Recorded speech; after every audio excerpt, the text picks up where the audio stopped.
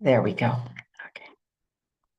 So it is Memorial Day here in our United States, and it has the feel of a holiday. And in one of my recent groups, we were talking about unanswerable questions. And one of the questions that came up was, if I was asked, would I be willing to die for my country, for democracy? So I'm bringing that question in today because of the holiday, obviously, but also because of the Buddhist understanding or texts that have been written on unanswerable questions. And the fact that they've even been named and listed, there's many of them. These are considered unfathomable, not able to be answered without logic, beyond logic or reason. They're questions that are incomprehensible. Um, and it is said that the Buddha didn't answer these because I think it's not because he didn't know the answer or thought he knew the answer, but because the answer would not lead to the reduction or the elimination or freedom from dukkha, from suffering. So I think that's an interesting point is whether they have answers or not, wasn't really um, the tension. It was that the answer would not help one directly from their problem of dukkha. So there's a long list of them, but these are two examples that I pulled. Um, have I lived before, and will I live again after death? And the second one, is there a creator God or an ultimate divine being?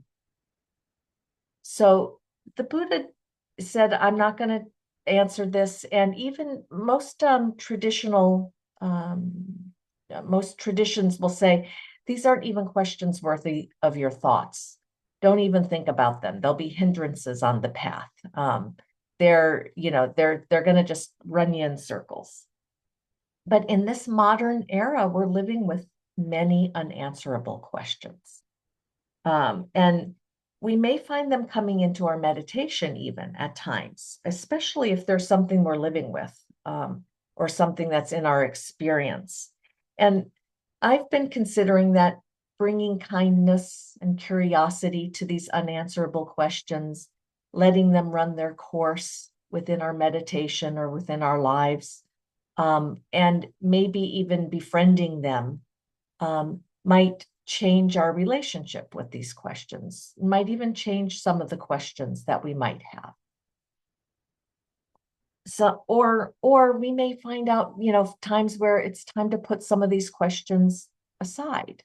They really are, um, taking us on a tangent, or actually we outgrow some of the questions that are unanswerable that we contemplate. And I consider these, existential questions or personal questions that really don't have no seeable answer, or um, um, just things that we think if this question was answered, I wouldn't suffer so much, or my dukkha would be different, or life would be different. So I'm going to give you some of the questions from this group I've been working with, what they came up with. And one of their questions was, why do why do bad things happen to good people? And why do good things happen to bad people? Another question, what does it mean to believe and practice in a particular way and know it's not enough? And then the third question that they came up with would I be willing to give my life for my country, for democracy? So I wanted to do a free form right. I wanted to have just a few minutes, probably three or 4 minutes, for you to just contemplate and write down any unanswerable questions that you may be dealing with, thinking about, that are close to you, that are interesting. Maybe even something's not formulated yet, but just giving us 3 minutes, I'll ring a bell in like 3 minutes.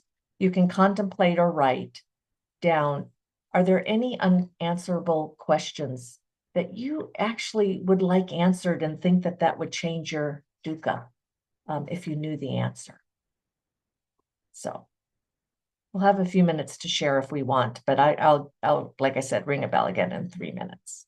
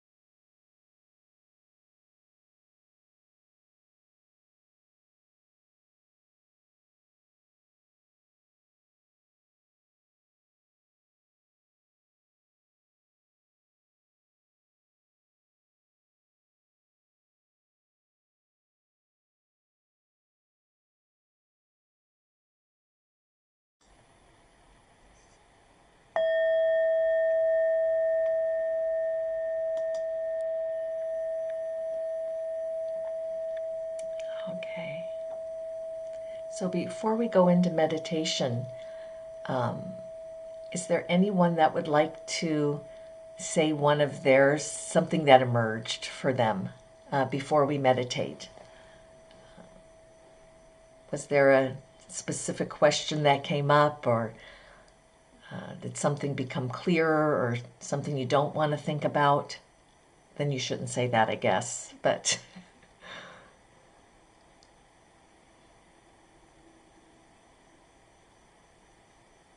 I noticed that my questions were all about time, like what's going to happen this way to this person, to that person.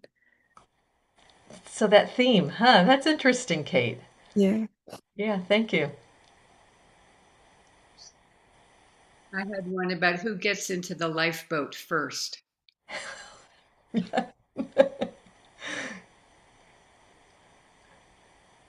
That's why I'm doing this. I hadn't even thought of that one before, Janet. This is very good. I want somebody else's unanswerable questions to be with me.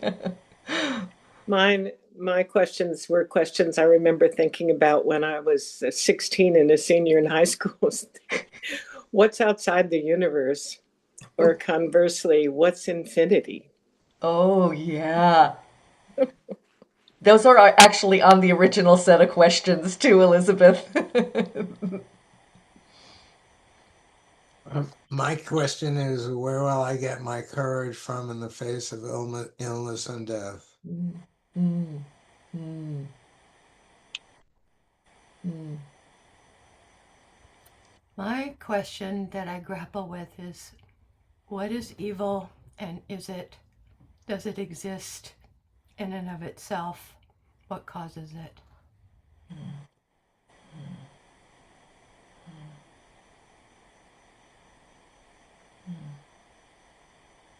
Very relevant.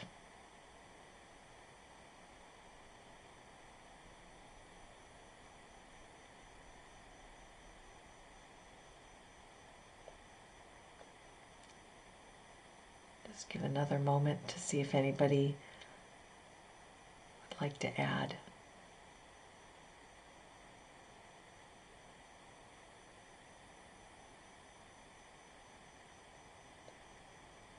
Okay, I think we have our unanswerable questions with us. Here we go. I'll see you in 30 minutes. I'll ring the bells for us.